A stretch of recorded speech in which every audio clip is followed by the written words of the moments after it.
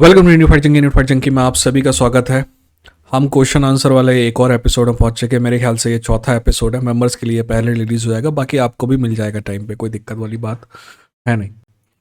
ठीक है, सबसे पहले सवाल जो है वो पुनीत का है। वो है कि इनोवे और टैंक डेविस में सबसे ज़्यादा टेक्निकल फाइटर कौन है? अगर दोनों में फाइट हुई तो आपको क्या लगता है कौन कौन पहले नॉकआउट होगा और कौन से राउंड में? पहली बात तो मेरे ख्याल से पूरे सबसे पहले बात तो मेरे को लगता है कि फाइट जो है 12 राउंड जाएगी, है ना। बट अगर नॉकआउट होगा कौन, तो मैं बताता हूँ। देखो, जहाँ तक इनोवे की बात है ना, इनोवे रियल फाइटर है।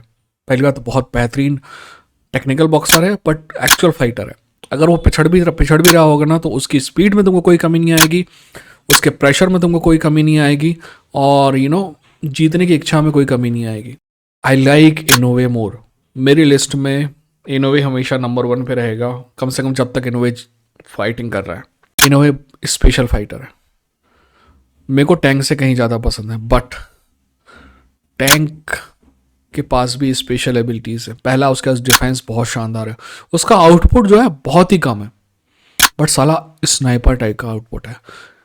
टैंक डेविस का मतलब मोस्टली ना हम बॉक्सिंग में देखते हैं कि कुछ सेटअप पंचेस होते हैं। टैंक डेविस की फाइट में आप नहीं देखेंगे कि सेटअप पंचेस होंगे। टैंक डेविस स्नाइपर टाइप का अटैक करता है, और अगर कोई किसी को नॉकआउट करेगा तो टैंक नॉकआउट करेगा इनोवे को। पता नहीं मुंह में उल्टी हो गई थोड़ी सी बोलते समय, बट सच यही है। ओके, पुनीत का अगला सवाल है कि why people underestimate Stipe Miocic? He is also all round fighter who wins Jon Jones versus Stipe Miocic. यार पुनीत, जो तुम बोल रहे हो ना, वही मेरी बात मेरे दिमाग में पिछले 6 महीने से चल रही है। पर फिर ना हम अगर हिस्ट्री को देखें ना, तो ऐसा लगता है कि कौन सी नई बात है यार, कौन सी पहली बार ऐसा हो रहा है। हम सभी को पता है कि स्टीवी मियोचिच को पहली बार नहीं, हर बार अंडर एस्टिमेट किया गया। जब डेनियल कॉर्मियर से फाइट हो रही थी, पहली कौन जीतेगा? Daniel Cormier. दूसरी कौन जीतेगा? Daniel Cormier. तीसरी कौन जीतेगा? Daniel Cormier. फ्रांसिस नगानू जब पहली फाइट हो रही थी, कौन जीतेगा? Francis Ngannou. Junior dos Santos जब फाइट हो रही थी, कौन जीतेगा? Junior dos Santos. Alistair Overeem से कौन जीतेगा? एलिस्टर ओवरिम। फब्रिसियो वर्डूम से जब फाइट हो रही थी, कौन जीतेगा? फब्रिसियो वर्डूम।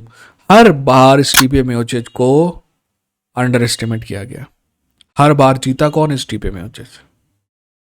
वो एक बार, पहली बार डेनियल कॉर्मियर को छोड़ दिया जाए तो हर बार ये स्टीपे मियोचिच ने लोगों को गलत साबित किया है, और अगर एक बार फिर से गलत साबित कर दे तो चूतियों को तो हो सकता है कि शौक हो, बट मेरे को नहीं होगा।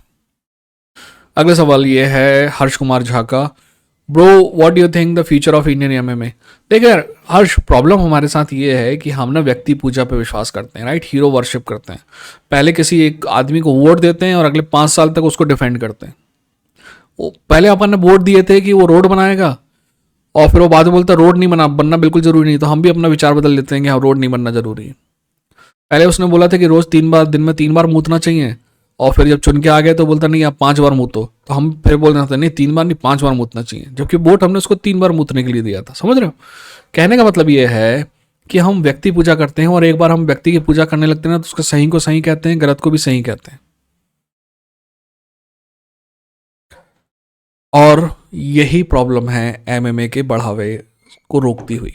मैं तुमको बताता हूँ कि इंडियन एमएमए रातों रात 10 गुना फैल जाएगा जब हमारे पास एक्चुअली एमएमए का हीरो आएगा, है ना। अगर कोई आदमी टैलेंट दिखाता है और जीतता है, तो तुम ये मान के चलो कि एमएमए रातों रात 10 गुना हो जाएगा, क्योंकि इंडिया में हीरो चाहिए होते हैं दोस्त।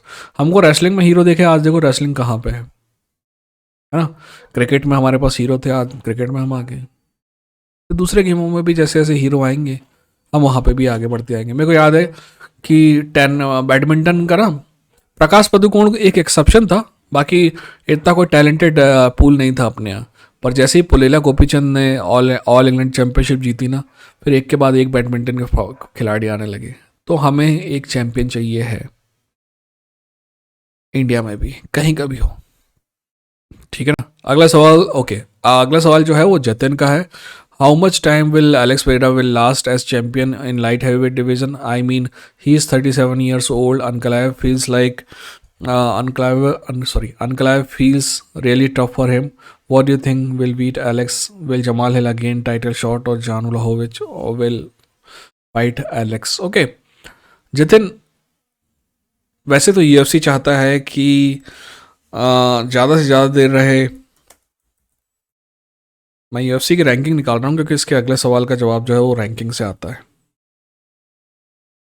एनीवेज, यूएफसी चाहता है कि ज़्यादा से ज़्यादा देर रहे एलेक्स पेरेरा टॉप पे, बट मेरा मानना है कि 2025 जो है वो एलेक्स पेरेरा का आखिरी साल है, क्योंकि law of diminishing returns will catch him on, है ना। कोई ना कोई फाइटर ऐसा आएगा जो उसको हरा के चला जाएगा। वो अनकलैब भी हो सकता है, कोई और भी हो सकता है, पर मेरे को लगता है 2025 वो है, क्योंकि जो कोई भी फाइटर इतने लंबे समय तक इतने हाई लेवल पे परफॉर्म नहीं करता है ना। क्योंकि परेरा का लेवल अलग है, परेरा का लेवल नॉकआउट का लेवल है। परेरा का लेवल जीएसपी या जॉन जोन्स टाइप का नहीं है ना, कि जहाँ पे आप राउंड भी जा रहे हैं, मतलब डिसीजन पे भी जा रहे हैं। परेरा का लेवल अलग है, उतने हाई लेवल पे कोई ज़्यादा देर तक परफॉर्म नहीं कर सकता। इसलिए मेरा मानना है कि it is coming 2025, according to me is the last year. अब अगला क्वेश्चन क्या है? अगला क्वेश्चन क्या है कि Tom Aspinall is serial gone is there in Curtis Blaydes also there. Heavyweight में पूछा है जतिन ने, तो मैं हैवी वेट की ना रैंकिंग निकाल लूँ और देखते हैं कि हम किसको एलेक्स पेरेरा हरा सकता है। Okay, Marco Rosario dilemma number 14 बिल्कुल। रोड्रिगो नंबर 15 हरा सकता है। अलेक्जेंडर रोवेनाव हरा सकता है। 12 नंबर टाइटो इवासा बिल्कुल हरा सकता है। नंबर 11 डेरिक लुइस गारंटी से हरा सकता है। नंबर 9 जर्जीनियो रोजेनस्ट्राइक बिल्कुल हरा सकता है। नंबर 8 स्टीपे मियोचिच मुश्किल है। नंबर 6 जिल्टन अल्मेडा, अगेन रेसलिंग थोड़ा दिक्कत है। नंबर 4 सरगेई पॉव्लोविच, हाँ मैं कह रहा हूं कि सरगेई पॉव्लोविच को भी हरा सकता है। नंबर 3 अलेक्जेंडर वोल्कोव बिल्कुल हरा सकता है। नंबर 2 सेरिल गान बिल्कुल हरा सकता है। नंबर 1 एस्पिनॉल, अभी मुश्किल लग रहा है मेरे को, बाद में I don't know. Jon Jones नहीं हरा सकता।